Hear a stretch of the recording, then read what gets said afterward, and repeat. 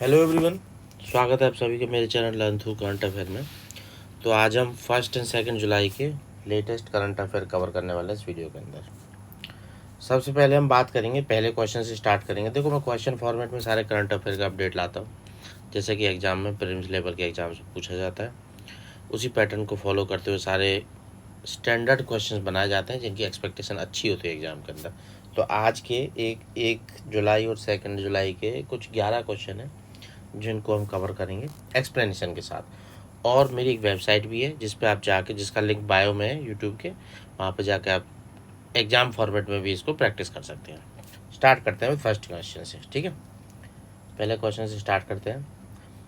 Union minister JP Nadda जो अपने union minister हैं हेल्थ के, ठीक है, उनके द्वारा आयुष्मान सारथी नाम से, 1 सेकेंड, आयुष्मान सारथी नाम से एक कन्वर्सेशनल इंटरफेस, मतलब जिससे हम बात करके अपनी समस्याएं जो भी हैं उनको एक तरीके से उनका सॉल्यूशन निकाल सकते हैं, ठीक है।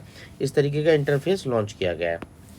अब उस इंटरफेस को लॉन्च किया गया है हेल्थ मिनिस्टर जेपी नड्डा के द्वारा किसी एक गवर्नमेंट स्कीम के अंतर्गत। तो वो स्कीम कौन सी है, उस स्कीम के बारे में आपको पता होना चाहिए, ठीक है। तो ये लॉन्च किया गया है प्रधानमंत्री जन आरोग्य योजना, ठीक है। आयुष्मान भारत प्रधानमंत्री जन आरोग्य योजना के अंतर्गत इस स्कीम, एक आयुष्मान सारथी एक कन्वर्सेशनल इंटरफेस की तरह लॉन्च किया गया है, ठीक है। डेवलप किया गया है इसको किसके द्वारा, इसको डेवलप किया गया है नेशनल हेल्थ अथॉरिटी के द्वारा, ठीक है। इसके द्वारा इसको डेवलप किया गया है, इस ऐप को, प्लेटफॉर्म को, आयुष्मान सारथी किस स्कीम के अंतर्गत। एक मतलब एक तरीके से व्हाट्सअप चैटबॉट टाइप है, मतलब जिस पे आप अपनी कोई भी प्रॉब्लम है उसको पूछ सकते हो कि आपने कोई क्वेरी रेज की थी, या आपको नियर बाई हॉस्पिटल्स वगैरह के बारे में जानना है जहाँ पे आयुष्मान जन आरोग्य योजना से रिलेटेड असिस्टेंस प्रोवाइड होती है, ठीक है। तो उस तरीके के ये ऐप एक तरीके से प्लेटफॉर्म है आयुष्मान सारथी। इसको लॉन्च किया गया था प्रधानमंत्री जन आरोग्य योजना के अंतर्गत, और इसको डेवलप किया गया है नेशनल हेल्थ अथॉरिटी के द्वारा। तो 2 क्वेश्चन आ सकते हैं एग्जाम में, किसके द्वारा डेवलप किया गया है इस प्लेटफॉर्म को, ये प्लेटफॉर्म किस तरीके का है, व्हाट्सएप चैटबॉट टाइप है, और ये स्कीम किसके अंतर्गत लॉन्च किया गया है, प्रधानमंत्री जन आरोग्य योजना, ठीक है। नेक्स्ट क्वेश्चन पे आते हैं। रिसेंटली एक multi domain military exercise conduct करी गई है। एक्सरसाइज का नाम है वैलिएंट सील्ड 2026 और रेजोल्यूट ड्रैगन 20, ये भी 2026 की एक्सरसाइज है। 2 एक्सरसाइज है, वैलिएंट ड्रैगन, वैलिएंट सील्ड और resolute Dragon. Western Pacific Ocean में ये एक्सरसाइज जो ड्रिल्स हैं ये कंडक्ट कराई गई हैं स्ट्रेंथन करने के लिए, रीजनल सिक्योरिटी, रीजनल डिटरेंस बनाए रखने के लिए, ठीक है। आप लोगों को पता होना चाहिए ये चाइना वगैरह, रशिया वगैरह है, ठीक है। ये अपना इधर से साउथ ईस्ट एशियन नेशंस, और ये अपना नॉर्थ अमेरिका, साउथ अमेरिका। तो इस पे बीच में जो अपना ये पैसिफिक ओशन पड़ता है ना, तो उसके वेस्टर्न साइड में यहाँ पे जापान, कोरिया, नॉर्थ कोरिया वगैरह, यहाँ पे इस एक्सरसाइज को कंडक्ट करा गया है, ठीक है। इस एक्सरसाइज को कंडक्ट कराया गया है वेस्टर्न सेक्टर में, वेस्टर्न पैसिफिक ओशन के अंदर। तो वहाँ पे इस एक्सरसाइज को कंडक्ट कराया गया है। तो इसका जो मेन लीड, जिस कंट्री ने लीड लिया है इस एक्सरसाइज को कंडक्ट कराने के लिए, वो लीड कंट्री कौन सी है, ये क्वेश्चन ये पूछ रहा है। तो ये यूनाइटेड स्टेट्स के मतलब लीडरशिप के अंतर्गत इस एक्सरसाइज को कंडक्ट कराया गया है, ठीक है। Valiant Shield, Resolute Dragon, Western Pacific Ocean में ये ड्रिल्स कंडक्ट कराई गई हैं in the leader, under the leaders of United States, ठीक है। ये सब एक्सप्लेनेशन यहाँ पे दिया हुआ आप लोगों को। नेक्स्ट तीसरा क्वेश्चन आने के चांसेस हैं। रिसेंटली मिनिस्ट्री ऑफ स्टील के अंतर्गत एक मतलब एक ऑर्गेनाइजेशन है जिसको रिसेंटली पीएसयू मतलब पब्लिक सेक्टर स्टेटस में उसको एक तरीके से स्टेटस बढ़ाया गया है, दिया गया है रिसेंटली। तो कंपनी का नाम मैकॉन, ठीक है। इसका रांची में हेडक्वार्टर है, और ये एक तरीके से स्टील मतलब स्टील वाले एरिया में काम करती है, ठीक है। तो इसका स्टेटस बढ़ा के कर दिया गया है मिनी रत्ना कैटेगरी 1 स्टेटस। और ये स्टेटस कब मिलता है, जब लगातार 3 ईयर्स तक कंटिन्यूस प्रॉफिट में रहे कंपनी, ठीक है। ये स्टेटस तब दी जाता है mini Ratna category 1 status, 3 years तक लगातार प्रॉफिट में आ रही है, और दूसरा उसका जो नेट एसेट है ना वो पॉजिटिव है, मतलब वैल्यूएशन उसका पॉजिटिव होना चाहिए, ठीक है। मतलब लॉस में नहीं होनी चाहिए, वो किसी तरह का कर्ज नहीं होना चाहिए। तो नेट एसेट पॉजिटिव होना चाहिए और 3 साल से लगातार प्रॉफिट में हो। तो इसलिए ये मैकॉन लिमिटेड को रांची में, जिसका हेडक्वार्टर मिनिस्ट्री ऑफ स्टील के द्वारा रिसेंटली ही मिनी रत्न कैटेगरी 1 का स्टेटस दिया गया है। ठीक है, ये मतलब जो एलिजिबिलिटी वगैरह का बारे में यहाँ पे मेंशन किया हुआ क्या क्या रहती है। नेक्स्ट क्वेश्चन पे आ जाता है। ये क्वेश्चन काफ़ी फेवरेट क्वेश्चन है, एग्जाम में रिपीटेडली देखने को मिलता है। जैसे ही कोई लेटेस्ट चेस से रिलेटेड ग्रैंड मास्टर बनेगा तो उससे रिलेटेड क्वेश्चन एग्जाम में आने की पूरी प्रोबेबिलिटी होती है। तो 97 ग्रैंड मास्टर भी रिसेंटली अपॉइंट किए गए, मतलब बने हैं।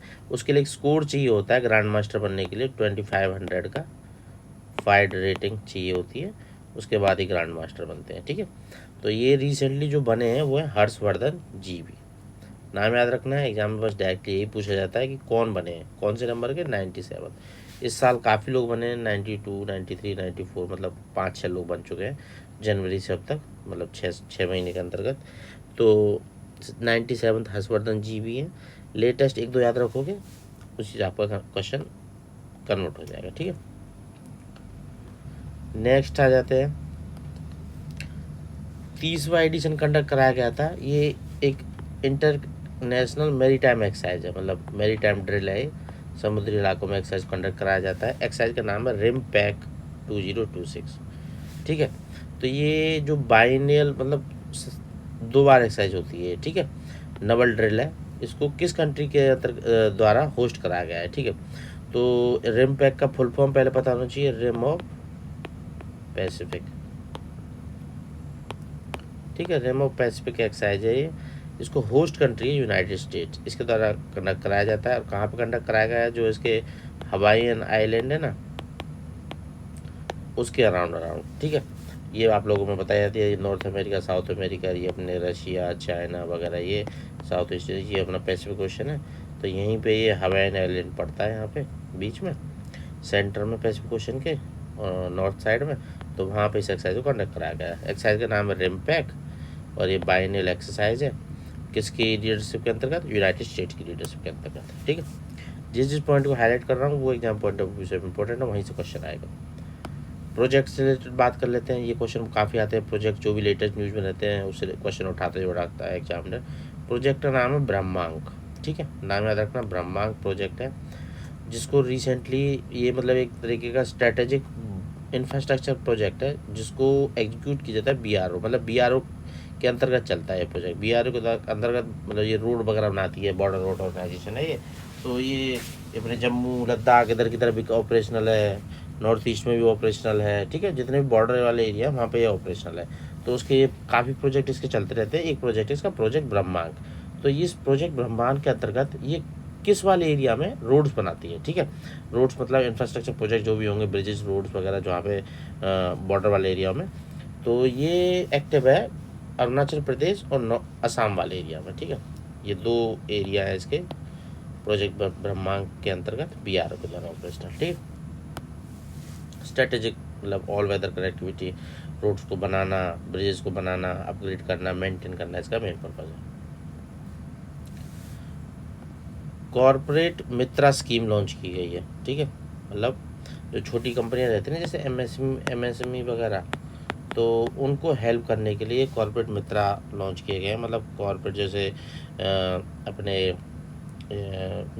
एक तरीके से ग्रेजुएट्स वगैरह होते हैं, वो सब, या फिर ग्रेजुएशन जिनकी कंप्लीट हो चुकी है, वो हेल्प करेंगे जो MSME ऑपरेट करते हैं, छोटी इंटरप्राइज वगैरह होती है उन सबको। किस किस चीज़ में, जैसे एक तरीके से बैलेंस शीट कैसे बनानी है। ठीक है, टैक्स कैसे फाइल करना है, और कंप्लायंस कैसे करना है, पेपर वर्क जो भी चाहिए होता है, तो उस सब में हेल्प करते हैं। ठीक है, कॉर्पोरेट मित्रा स्कीम।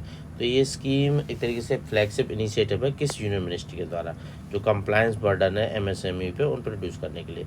तो डेफिनेटली कॉर्पोरेट मित्रा है तो मिनिस्ट्री ऑफ कॉर्पोरेट अफेयर यहाँ पे होना चाहिए। मिनिस्ट्री ऑफ कॉर्पोरेट, देखो MSME बर्डन के लिए तो क्वेश्चन ही आंसर बच्चे इसको भी लगा सकते हैं, ministry of micro small medium enterprise, क्योंकि MSME की तो वही फुल फॉर्म है, पहला ही ऑप्शन दिया है ये। तो मोस्टली बच्चे ये भी गलती कर देते हैं, इसको आंसर मार देते हैं, जो कि गलत है। मिनिस्ट्री ऑफ कॉर्पोरेट अफेयर के द्वारा एक कॉर्पोरेट मित्रा स्कीम लॉन्च की गई है। ठीक है, तो ये डिफरेंस याद रखना है, ऐसे क्वेश्चन में काफ़ी फंसते हैं बच्चे और गलती ही करते हैं, तो 4 मार्क कर लेना इसको।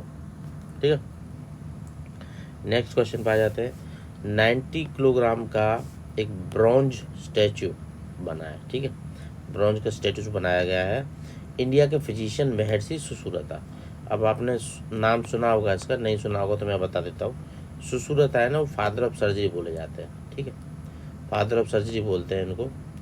और ऐसे ही आप लोगों को मुझे कमेंट सेक्शन में बताना है फादर ऑफ इंटरनल मेडिसिन किसको बोलते हैं, फादर ऑफ मेडिसिन किसको बोलते हैं। ये क्वेश्चन काफ़ी आते हैं। तो महर्षि सुश्रुता है जो फादर ऑफ सर्जरी हैं, इंडियन फिजिशियन है। इनका एक स्टैचू रिसेंटली अनवेल किया गया है।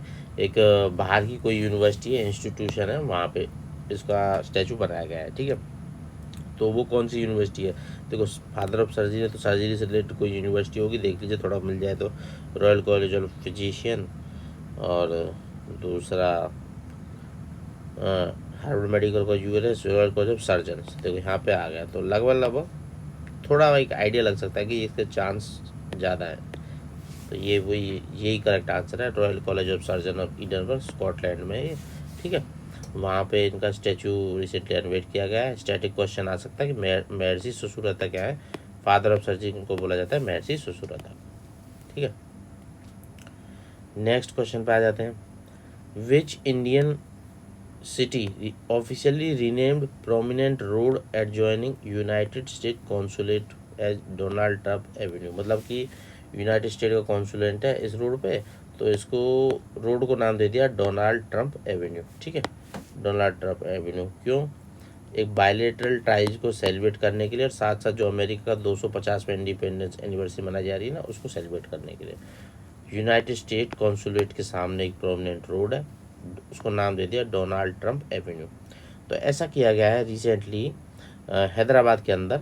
हैदराबाद के अंदर भी स्पेसिफिकली देखें, डिस्ट्रिक्ट है उसका नान करा, ये देखिए, ये डिस्ट्रिक्ट है उसका नान करामुकट का, ठीक है। तो वहाँ पे यूएस का जो कॉन्सुलेट है उसका नाम, रोड का नाम डोनाल्ड ट्रंप एवेन्यू रख दिया है, ठीक है। 10th question. Recently United nation economic and social commission for Asia and Pacific, जिसको शॉर्ट में बोलते हैं यूनेस्कैप, ठीक है, इसकी एक रिपोर्ट रिलीज की गई थी जिसने जो एड्रेस कर रही है ट्रिपल प्लेनेटरी क्राइसिस। तो ये क्वेश्चन ये भी आ सकता है कि ट्रिपल प्लेनेटरी क्राइसिस में कौन कौन सी टर्म्स आती हैं, ठीक है। एक तो पॉल्यूशन हो गया, ठीक है, पॉल्यूशन हो गया, और दूसरा एक तरीके से ये क्लाइमेट चेंज हो गया, और तीसरा होगा बायोडाइवर्सिटी लॉस, ठीक है। ये ट्रिपल क्राइसिस है, एक रिपोर्ट निकाली गई है इसके द्वारा, यूनेस्कैप के द्वारा, United nation economic and social commission for Asia Pacific के द्वारा। तो वहाँ पे एक तरीके से एस्टिमेट बताया है कि एनुअल क्लाइमेट फाइनेंस जो चाहिए उसमें गैप कुछ रह जा रहा है। मतलब इस तीन चीज़ों को कर्व करने के लिए ट्रिपल प्लानिटरी क्राइसिस है, तो डेवलपिंग इकोनॉमीज में एशिया पैसिफिक रीजन के अंदर एक गैप रह जा रहा है। कितनी फंडिंग का मिनिमम गैप रह जा रहा है, तो $800 बिलियन का एक गैप रह जा रहा है। तो ये क्वेश्चन आ सकता है, फैक्चुअल क्वेश्चन, ठीक है। रिपोर्ट का नाम भी और 3 प्लानिटरी क्राइसिस कौन कौन से हैं। अब लास्ट क्वेश्चन आज का। Recently Delhi international airport limited, D जिसको वो डायल शॉर्ट फॉर्म है, फाइनलाइज किया लेआउट, फर्स्ट इंडिया की पहली ड्राइवरलेस होगी और एयर ट्रेन सिस्टम होगी, ठीक है, ड्राइवरलेस एयर ट्रेन सिस्टम। कहाँ पे? दिल्ली में चलेगी। फॉर्मली जिसको बोलते थे ऑटोमेटेड पीपल मूवर, ठीक है।